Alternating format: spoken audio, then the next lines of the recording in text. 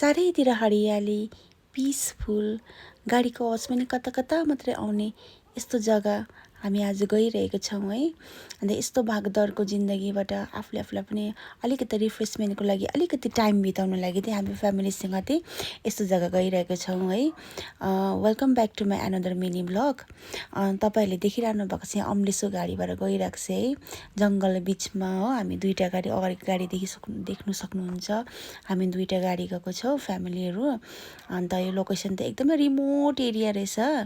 अन्त हामी चाहिँ त्यहाँनिर एकदम स्ट्रगल गर्नु पऱ्यो त्यहाँ पुग्नु लागि। त्यो फर्स्ट टाइम हो, बाटो पनि हामीलाई याद थिएन, कसैबाट इन्फर्मेसन लिएर गएको हो यस्तो यस्तो जग्गा छ भनेर होइन।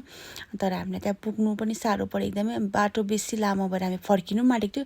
फेरि लास्टमा भक्कै लागेर पुग्दाखेरि भरे त्यहाँ पुगेर त एउटा मनबाट फिल वाउ दामी वाउ भन्ने चाहिँ एउटा फिल त्यस्तो चाहिँ आयो त्यहाँ पुग्दा चाहिँ। हामी लास्टमा चाहिँ फाइनली त्यो ठाउँमा पुग्दा चाहिँ हामीलाई त वाउ कस्तो राम्रो रहेछ भन्ने फिल भयो क्या। एउटा रिफ्रेसको लागि चाहिँ त्यस्तो राम्रो जग्गा रहेछ है।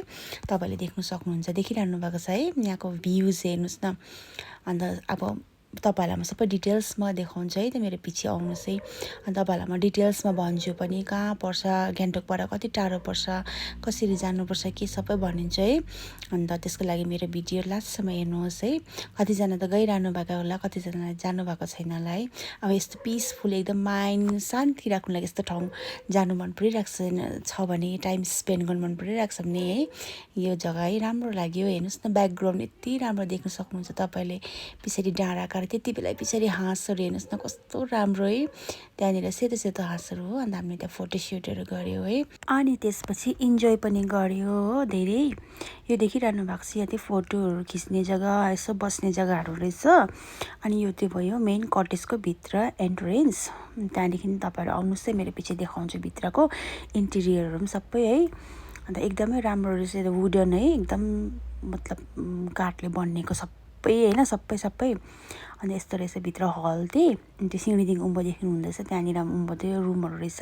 यो त रिसोर्ट अनि त्यसपछि चाहिँ होमस्टे टाइपको पनि रहेछ हो। नानीहरूलाई खेल्नु एकदम स्पेसियस जग्गा छ है। अन्त खुल्ला एकदमै नानीहरू त्यहाँनिर खेलिरहनु है, लड्ने वर्ने डर छैन। एकदमै मजाको फ्रिली खेल्नु पाउँदो रहेछ। बाहिर पनि गार्डनहरू चौरहरू छ यहाँभित्र पनि हो। अनि त्यसपछि चाहिँ हेर्नुहोस् मैले सबै देखाइदिएको छु यहाँनिर। अनि त्यहाँदेखि हामी चाहिँ यहाँनिर इन्जोय गर्नु थाल्यो। अनि भेनाहरू त्यहाँनिर साउन्ड सिस्टमहरू मिलाएर गाउनु पनि थाल्यो। क्यारोकेहरू केहरू पनि रहेछ त्यहाँनिर। अन्त हामीले खानाहरू पनि अर्डर दिइरहेको थियो हो, लोकल केहरू होइन।